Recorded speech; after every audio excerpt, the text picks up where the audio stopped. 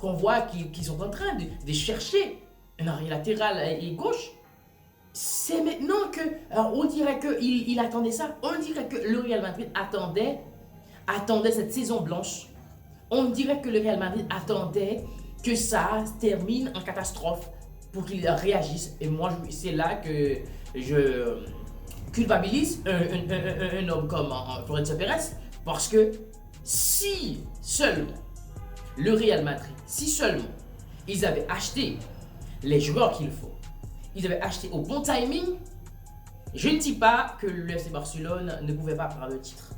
Mais ce ne sera pas aussi facile parce qu'on peut dire que le FC Barcelone c'est une équipe qui offensivement c'est bien. Mais c'est une équipe aussi qui prend beaucoup de buts. C'est-à-dire que c'est une équipe qui manque d'équilibre.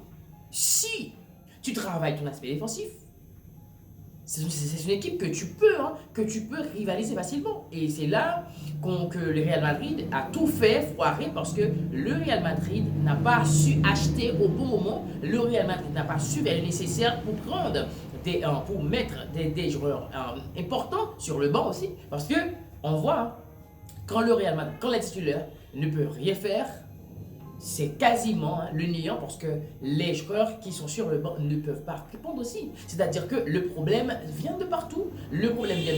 Et je peux dire que si il n'y avait pas un mec comme Kylian Mbappé, si il n'y avait pas un mec comme Courtois, je ne sais pas qu'est-ce que ce serait cette saison pour le Real Madrid.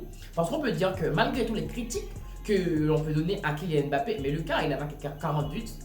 On peut rien dire parce que le gars il a mis 40 buts, on l'a acheté pour marquer des buts, il a marqué des buts. On peut dire aussi que Courtois, le gars, il a fait des malgré, il a pris beaucoup de buts, mais si c'était pas lui encore qui était dans la cage pour le Real Madrid, qu'est-ce que ce serait?